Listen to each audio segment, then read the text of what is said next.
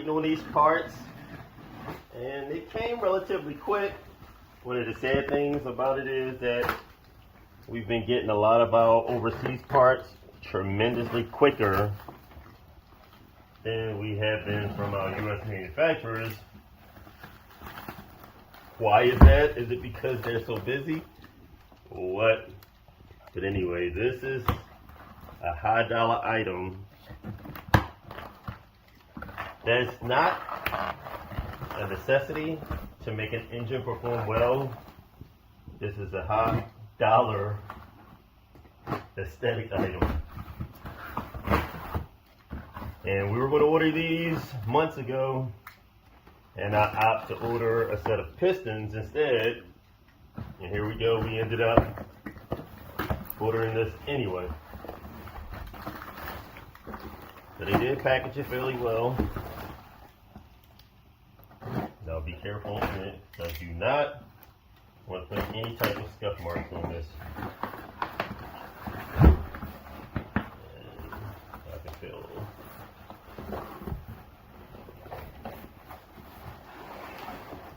So this high dollar item,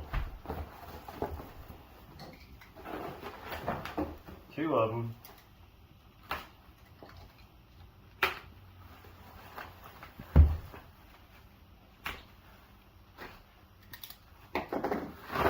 they did package it up fairly well.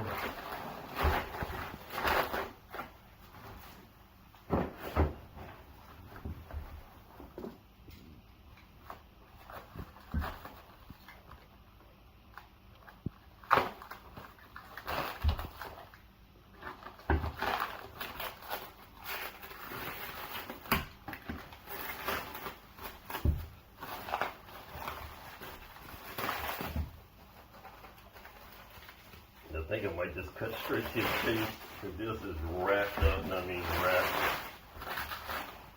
He went zigzag all around, cross pattern. So I think I'll just cut straight to the chase. Let's go a little bit deeper. So cutting through the layers.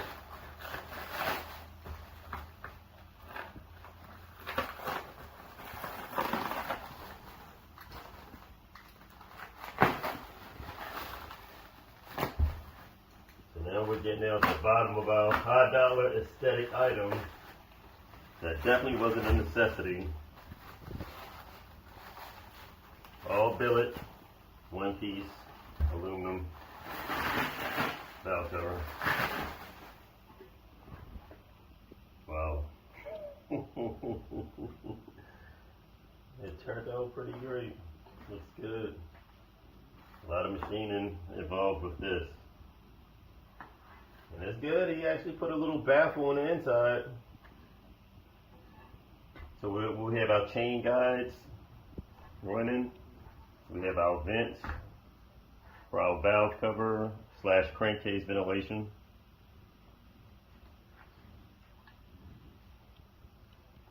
And he did give us a billet oil cap, billet oil fill cap along with it. And the only thing, he added his own little swirl pattern. I would have liked possibly a little bit better, just a nice smooth aluminum finish. I guess he wanted to add a little fancy touch. Push come to shove, a worst case scenario, we can always have this polished out, but people always gotta add their fancy touches. But overall, it's a pretty nice piece. Billet, aluminum. One piece of this started off as a big chunk of aluminum.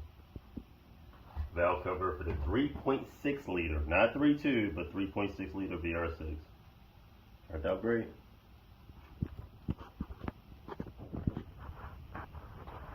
So it's good. He also added the fittings for our valve cover vent, which makes things a little bit more easier.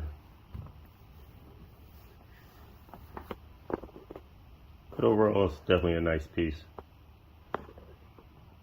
Definitely makes the 3.6 stick out.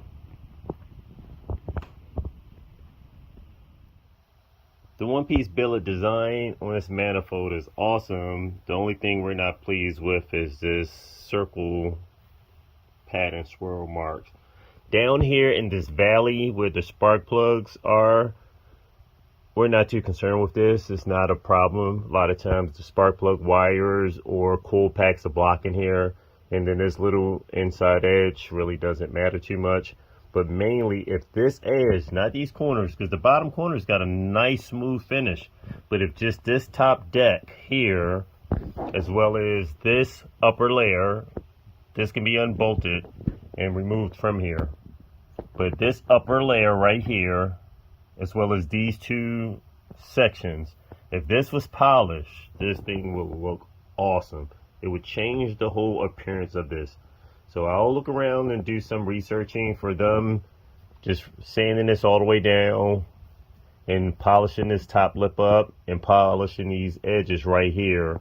And then this valve cover would look nice because the corners look good and it's still sharp. I don't want to get any type of cuts on it, but you can see it's a nice smooth finish all around. So just this top ledge being polished would really do the trick for these to really set off the appearance of the 3.6 liter. Outside making preparation to mount my accessories to the engine block, and at the moment I'm about to install the oil filter housing. I'm about to install the crank position sensor and torque down my knock sensor. It's extremely important that you do not over torque your knock sensor, because if you over torque it, you can crack the inside of the housing, and that will not send the proper harmonics through the sensor in order to transmit if you have any type of knock. And also, of course, if you under torque it, you're not doing the same thing. So it's extremely important that you torque these down to specification. Also, one of the things that I discovered that I don't like is this original factory oil housing. So I measured this bolt clearance. We're only sticking out, as you can see, 10 millimeter, 10.4 millimeter.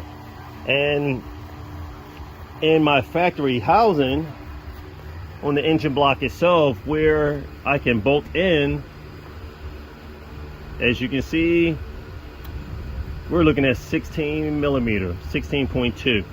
So therefore, each bolt hole has been tapped down roughly to 16 millimeter, which means I can extend my thread on the bolt. So I'll roughly cut it somewhere around 14 and a half millimeter. I can even go up to 15, but I'll do 14 millimeter, 14.5. So therefore, I will have more of my threads going into the block. Therefore, we'll be creating a better clamping force and less likelihood of any type of oil leaks. Unfortunately, a lot of times you'll have oil leaks coming from certain engine blocks, and as you can see right here, not much of my hardware is sticking out. And right here, I ordered aftermarket grade 12.9 bolts, and I probably got it easily $700 worth of hardware spent.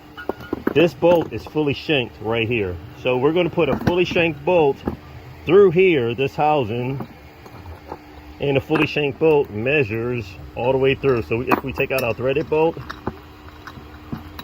put in the fully shanked one, shanked all the way across for ultimate strength, and nothing but thread is sticking out of here. So this is perfect for what we need. This will work great. Even if you look right here, I still have a little bit of extra threads that would be sitting right here at the housing, so therefore I don't have to worry about my bolt bottoming out. So I will cut this down to my desired length, and as I stated, keep somewhere around 14.5 millimeters of thread, so that way I can go further into my block and create a better clamping force. This works out great right here. I'm using some nuts as a reference, and we'll stop right here at 14.4 millimeter, which will work excellent. That way I'll do the same for these bolts going all the way around, and we'll have the exact same cut with 14.4 millimeters of thread sticking out. We can go a little bit further in our block, as I said, just to create a better clamping force and less likelihood for all bolts to back out, because we have more thread going into the block. and that way we'll have a better seal and less chances of us losing oil pressure, because this housing is very important. This is where our oil flows through our filter and actually makes it through the block here, the spring-loaded diaphragm right here, to go into the block. It traps it so that it doesn't backflow. It flows up into our cylinder head. This port right here, this is for our oil pressure sensor to make sure we have the proper oil pressure. And on this front port right here, I'm gonna take this off, possibly purchase a 90-degree fitting that'll thread into this, or banjo, and I'll use this for my turbo oil feed right here. And just come straight off of this, flex around to my turbocharger. Threading my sensor into position and just plugging up any small little port, because that way when I cut this off, I don't want any type of debris getting in here. After I cut it off, then I'll take the other 3 bolts, clamp it over here into the vise, and make sure I have an even cut all around. That way I don't take any chance of getting any type of particles, contamination, metal filings, or anything like that into the oil pickup. But either way, I will still blow it out with the air gun. Cuts turned out good. We're looking at 14.5. As I stated, the in-depth block allowed me to go all the way up to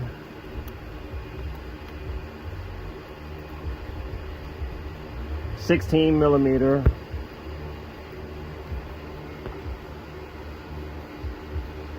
So we got easily extra 1.5, almost 2 millimeter to go. So we'll stick with this. I'll deburr the end of the bolt, and we'll go ahead and cut the 1 more bolt for here, and we'll be good. This top bolt is a lot shorter. Of course, as I stated, I got several different sizes of the grade 8. I'm sorry, from the grade 12. From grade 8 to 12.9. So we definitely upgraded all of our hardware to the heavier duty bolts. This was the original, and if I went with the original bolt, we would have been looking somewhere like that, to be exact.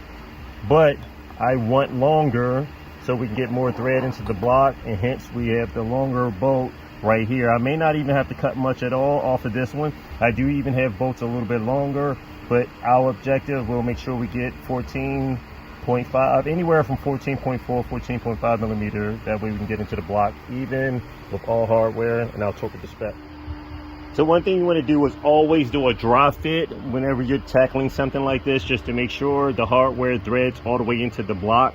So even though I had a 16 millimeter hole, or the depth of the hole was 16 millimeters, my hardware isn't bottoming out. So of course I can get a bottom tap and tap the rest of the block, but it's not worth that.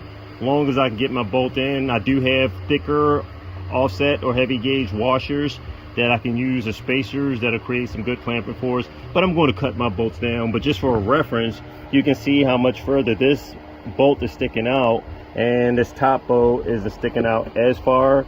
So the threads are actually a little bit further inside this port, or this threaded hole, compared to this one. So either way, I will just go ahead and cut my bolts down a little further to get the proper cut, as well as I do have exact matching bolts the same length as the factory ones that I can just bolt in there also. So either way, I'm gonna do a little more trial and error, and then we'll see before we bolt this up for the final touch. I don't like half stepping at all. I like doing things great, proper, good, better than good. And I suffice to go ahead and run a bottom tap to get the most out of my threads. So I'm going to take this tap and run it down all 3 holes and go ahead see what I can do with it. Brand new crankshaft position sensor. So we ordered a few of them, that way we have a backup just in case there's any type of failure at the track. You don't want to be taken out of a race because of a faulty crankshaft sensor, and I've seen that happen to a lot of people. So we'll install this into position, torque it down to spec. Very crucial and important that you torque the knock sensor down to proper specifications and do not over torque it. So according to factory specs, this knock sensor should get torqued down to 20 newton meters, and I put ARP Molly under the head of my socket cap bolt as well as around my washer and on the surface of this also, because I want this to slip and the proper torque go through the bolt itself. I'm going to put some blue Loctite on the threads just to keep it locked in a position, but that should be the proper way of torquing this without causing any type of friction binding from torquing this without lubricating. So if you know you need to use this when you're torquing out your cylinder head bolts to get proper specification, so of course a sensitive sensor like this, I would suffice to say precautionary measures need to be taken the same way. Here's a few of the specs from earlier. My oil filter housing to the cylinder block bolt, 23 Newton meters of torque, so that's torqued down to spec.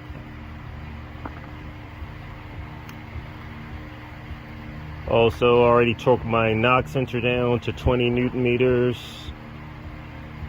And now I'm about to torque down my crankshaft sensor as well. So I'll go through, find that, and of course, unfortunately, it's not in alphabetical order, but here we go. That's my camshaft sensor. I seen my crank sensor back through here earlier, but anyway, find the torques and continue to torque it down to spec. And my knock sensor, as I said, that was very important. That was definitely 20 Newton meters of torques that needed to get torqued down. And we're going to keep on grinding and torquing our accessories down as needed. As I mentioned earlier, oil filter housing to cylinder block bolt, 23 Newton meters of torque. Our crankshaft position sensor screw, that should be 10 Newton meters. That's the wheel itself, and of course that's already torqued to spec on our block.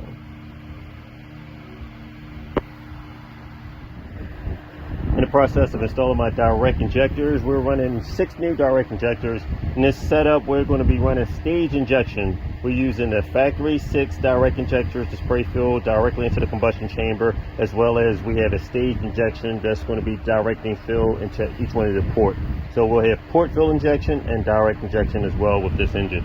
The Motec that we purchased does have features for both, and we're going to take advantage of that. Okay, I'm about to wrap it up for tonight, but one of the things that I would like to track down would be an aluminum housing for the thermostat. Now on the R32s, 3.2 liters, you have this fitting, and they do have the aluminum housings. I'm not sure if they are making them yet for the VR6, but I've had to search through my stockpile of VR6 engines, and I found the newest housing that was relatively very clean, and I can tell it doesn't have a lot of miles on it or heat cycles compared to this one right here. So this one that came off the engine, you can see is brittle. Housing was breaking up on the back part right here, and all the buildup inside there, which is yucky. Doesn't look good at all. This looks a lot better, so you can see the difference. This one, if I'm not mistaken, came off of 2018, which is fairly new. I'm sorry, 2015, which is fairly, it has low miles compared to this, which comes off of a 2006 Passat. So we're talking anywhere from 7 years old compared to pushing close to 15 years. Anyway, I will try to do some searching to see if I can find something like this, because I never liked this style plastic housing. They do not last long. They definitely don't. So unfortunately, this doesn't fit. I can see even on the Passat they made better on the Passat 3.6 liter and the newer Cayenne engines that are using the 3.6, as well as the Touaregs. They have a wider gasket right here, as you can see, for the O-ring, or a larger, wider O-ring versus the thin one here. So that was a nice provision to seal a lot better, because you can see here it's got wider aluminum and a thin O-ring versus the wider one. So they tried to make this a little wider to seal better, and as you can see where this was breaking off, they tried to make it last a little bit longer. Unfortunately, I want to track down this, so that way we can go ahead and set this up in here if we have a billet aluminum one or just an aluminum one. Other than that, so far I made some fairly good progress for the most part. We have the injectors installed. I shaved down the bolts a little bit, torqued all of these bolts down for the oil filter housing, have my oil pressure sensor in, install my knock sensor, torqued that to spec, as well as my engine speed sensor. Some people call it crank position sensor. On a factory manual they call it engine speed sensor. Either way, crank position sensor. So I'll go ahead and install this coolant housing tomorrow and attach it to the cylinder head and start fabricating my plate right here. So I'm going to install a remote thermostat housing, or a remote coolant housing, and I'll use my engine control unit or my transmission control unit to operate a fan, so that way we won't get burned down if we're doing any type of street racing or staging up at the lanes. We'll have our transmission nice and cool, and if the temperatures start to elevate, I'll have the sensor programmed to turn on an auxiliary fan to keep my transmission coolant or oil, whatever you want to call it, keep it cooler and at a marginal temperature, whereas it doesn't heat up and do any type of breakdown as far as creating transmission burn down and my clutch slipping or anything overheating like that. Once I finish fabricating this plate right here, then I can have the room to go ahead and see what type of tolerances and clearance I have to fabricate for my turbo to go back here or come off here on the side. Very, very tight, huge turbo. So, like I said, it's very tight back here. Malacca has his back here, but you definitely, most definitely want to make sure you have a lot of heat shielding up in here.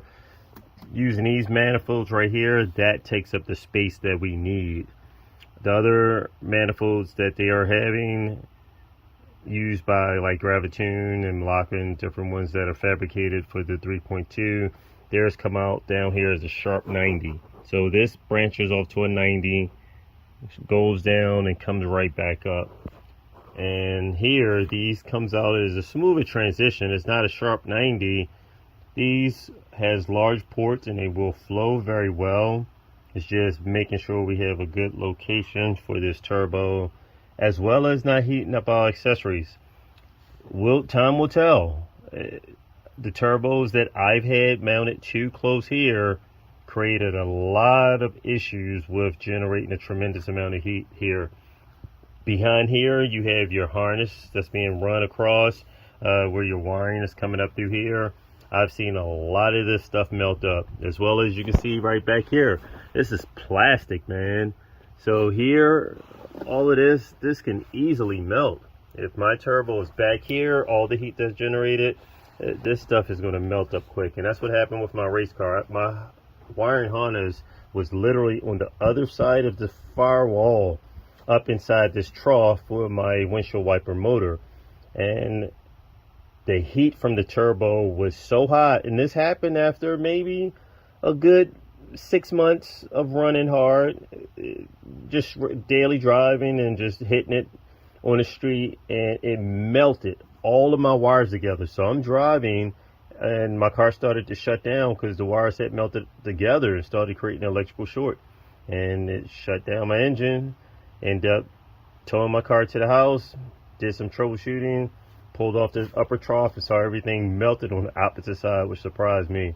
So I actually had to reroute all my wiring, as well as wrap it with some real thick heat shielding just to prevent that from happening. Hence bringing it over here, that takes it away from all of this, the electrical wiring that we don't want to interfere with. But I would possibly have to run a remote, which is no major deal at all, a remote reservoir for my transmission. I'm sorry, remote reservoir for my brake fluid. And that would not be an issue at all. Other than that, yeah, we're going to get to it. This fuse box here, I don't know if that's going to interfere with us. We'll see. I can still squeeze the turbo in between all of this and still wrap it up for the most part.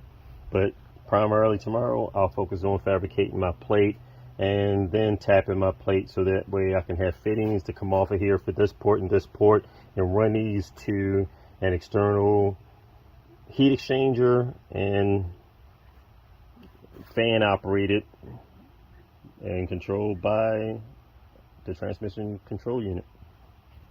That's it for the night.